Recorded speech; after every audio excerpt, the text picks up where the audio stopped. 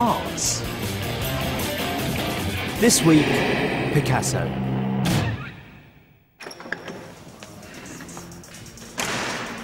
It goes something like this. Picasso has a visitor, and the visitor says, "What is art?"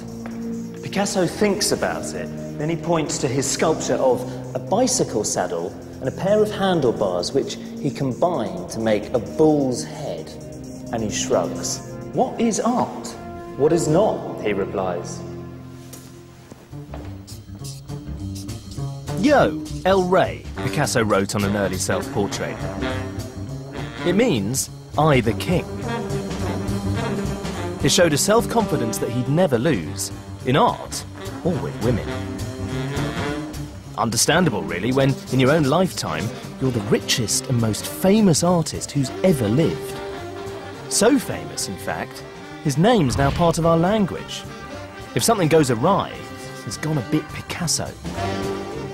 His work is instantly recognisable, often compared to a child's, with eyes in the wrong places and noses sticking out in strange directions. But it still manages to sell quite well.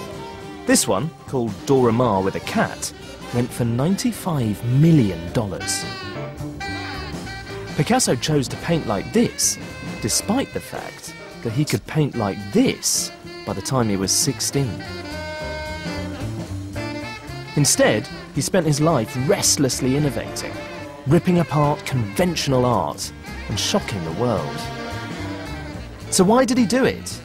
And does it matter to us today that he went all Picasso?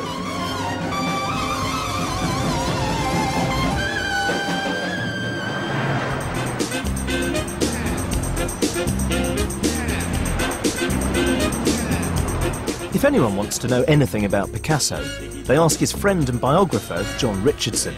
So first, I've come to New York to meet him. Feeling pretty thrilled at the prospect of meeting someone who genuinely knew Picasso and knew him really well. He spent a lot of time with him, and so he's not just a kind of authority on the art, but he really understood what made Picasso tick as the man as well. Jump to the jam, boogie woogie jam slam, bust the dialect. John, how long have you lived in this apartment? Because it's...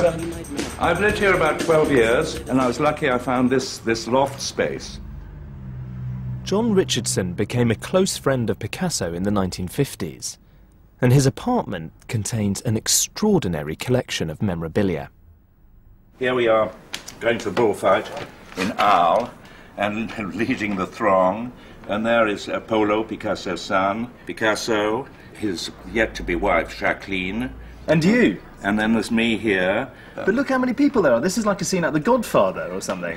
Well, I don't know why we were the forefront of this crowd, but this was just going through the streets towards the arena.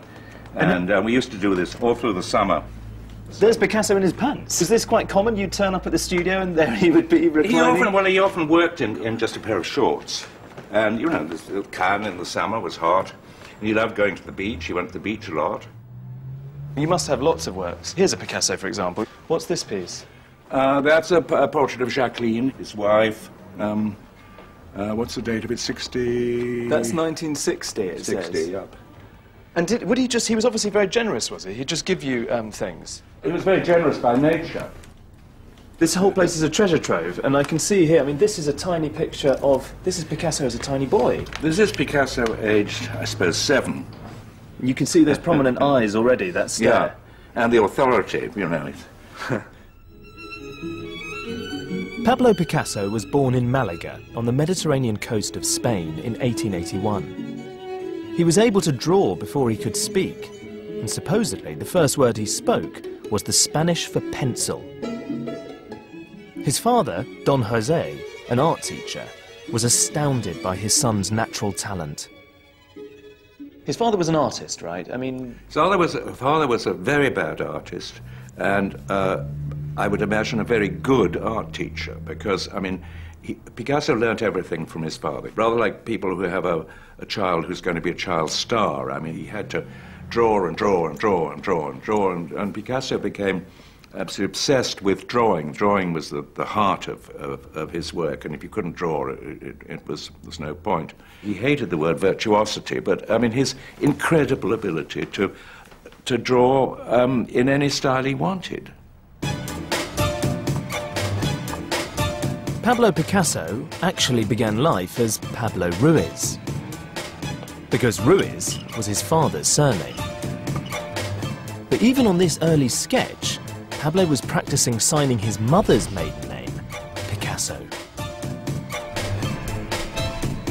Later in his life, Picasso said, "Can you imagine me being called Ruiz?" Because Ruiz is a very common Spanish name. The surname Picasso also contains the word pica, and this would have appealed to young Pablo. Because a picador is a horseman in bullfighting who lances the bull.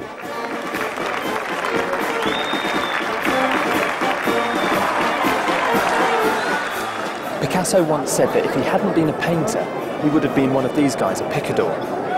The word picador comes from the Spanish picar, which means to irritate or provoke. And you could say that's exactly what Picasso did all his life. Obviously not in the bull ring, but in his relationships with others, definitely. And most important, in his art. Young Pablo revered the picador so much, one was the subject of his first oil painting, made when he was around 8.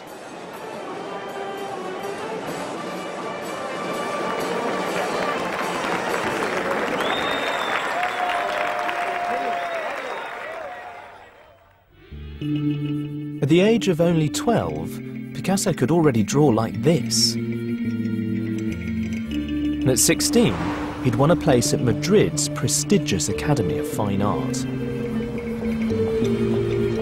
In Madrid, Picasso studied the greats, like this by the old Spanish master Velázquez, and he made a perfectly respectable copy. So even as a teenager, Picasso had pretty much got the hang of classical painting.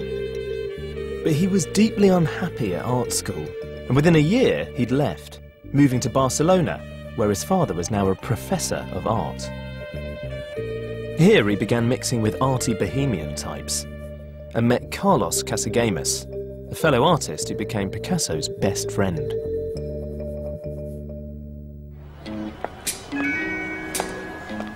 In 1900, around his 19th birthday, Picasso and Casagemas left Spain and moved to the epicenter of world art, Paris. This was where any ambitious young artist needed to be. Paris was also the European capital of sin, home to hundreds of brothels, the Moulin Rouge, and sordid bars where artists and poets downed absinthe with anarchists and vagabonds. Picasso and Casagemas joined the city's horde of impoverished bohemians, gorging on every vice available. Picasso's paintings, like this one, reflected their pastimes. But Casagemas was a troubled soul, in love with a girl called Germaine, who didn't love him, and drinking heavily.